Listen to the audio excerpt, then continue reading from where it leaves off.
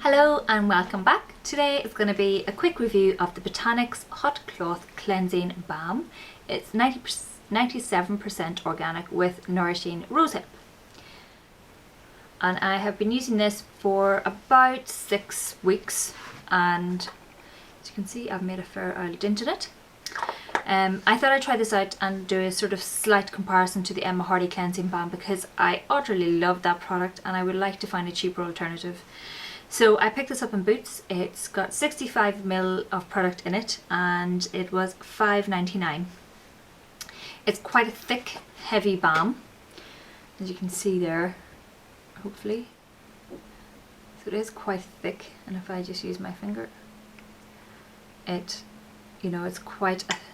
is a very thick product and it is quite oily, and you just rub it into your face like this. You take a dollop, rub it into your face like this to help dissolve any makeup if you're using it in the evening. As you can see, it is actually, there's a fair amount of oils in this. It doesn't have mineral oils in it, which is a good thing. So I've kept the package it came in. This is, I'll read what it says in the back. This organic deep cleansing balm contains a luxurious blend of shea butter, rosehip and jojoba oil to leave skin smooth and beautifully clean. It's an ultra rich softening formula that swiftly lifts makeup, while the cleansing polish action of the muslin cloth helps dissolve or dislodge pore clogging debris, revealing your beautiful radiant complexion. And then it goes on to talk about how great rosehip is and whatever else. So they do say that this can remove your makeup and cleansing balm, although it has got shea butter in it, which quite a few skin people would not recommend putting in a cleanser because it helps with the residue left over and whatever else. This is an okay product. I have used it morning and night just to test it out, and I now only use it in the mornings, to be honest. It does leave a bit of residue on my skin, definitely. So I always make sure I use a toner afterwards, or something that will help remove that bit of residue. So you might want to use like micellar solution or something after you use it, but you can, I'm sure, get a decent toner for pretty cheap as well. If you're on a budget, this is actually not a bad buy at all. I have got oily combination skin and it is incredibly sensitive. Like, I can usually tell after a week whether something is going to suit my skin or not because my skin reacts like that, like incredibly quickly. So this doesn't break me out at all. If I don't use a toner afterwards, it would likely break me out because it leaves that residue, but I always make sure I take the residue off. It is quite a decent amount of product as well. So, and this, as I said, 6 weeks of use.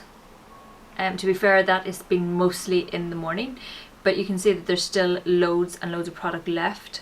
You can see at the side where it originally started off as being level, and it has gradually, I obviously stick my finger in the middle more. It is quite a hard product, so you do, in the sense that it's not as soft as butter, so it does require you to definitely get your finger in there to get a bit out. I wouldn't recommend taking out loads. A little goes a long way. Start off small, and if you need more, you add more on. It does definitely feel like it's doing something good to my skin, if that's maybe it's the rosehip or whatever else, but when I give my face a good clean, my face feels that bit softer and it does feel really, really nice. Not as nice as the Emma Hardy Cleansing Balm by a long mile, to be honest, but it is definitely a really good budget cleansing balm. I wouldn't recommend the muslin cloth that it comes with. To be honest, I don't really recommend muslin cloths because I was a big fan of them. So it's got a rougher side and a smoother side. So, you can give your face a good scrub and then you can use the soft side to do around your eyes and everything else. I've gone off muslin cloths, to be honest, because the rough exfoliating side was too rough for my skin. Even though I wasn't using it particularly heavily, it was just too rough and it was irritating my skin.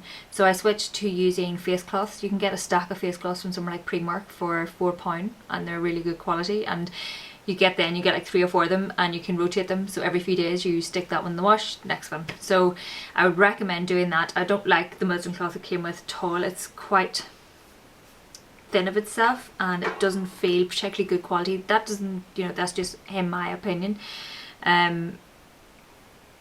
I just, when I used it, obviously it gets wet, and it was so thin, I was like, I'm actually going to put my finger through it or something. So I didn't really like using this muslin cloth at all, but I thought I'd try it out just so I could tell you. Has been cleaned and sit and folded at the end of my bath for a while. So yeah, I would recommend checking this out if you're looking for a cleansing balm on a budget. I do actually think this is pretty good. It's, you know, pretty organic. It's got that rose hip. You just make sure you use a toner afterwards to remove any residue. And Botanics actually do a mild exfoliating toner, which I'm going to talk about separately.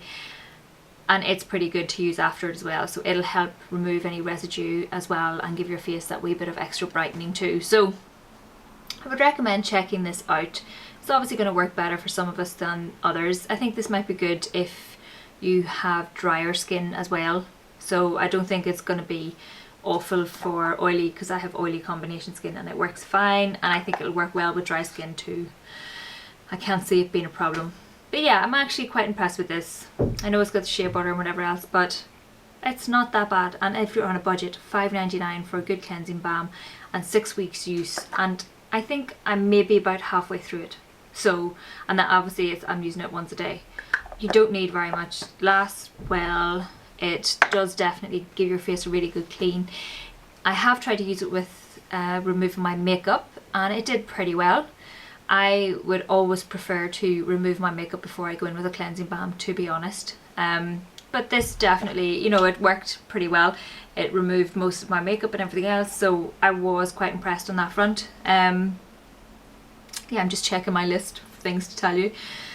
That is it. So thank you very, very much for watching. If you're interested in what's on my face, you can check that out in my September favourite. Yeah, so please like if you like, please subscribe if you like, and if you've used this and you had any questions about this or anything else, you can always leave me a wee comment down below. So thanks for watching. See you in my next video.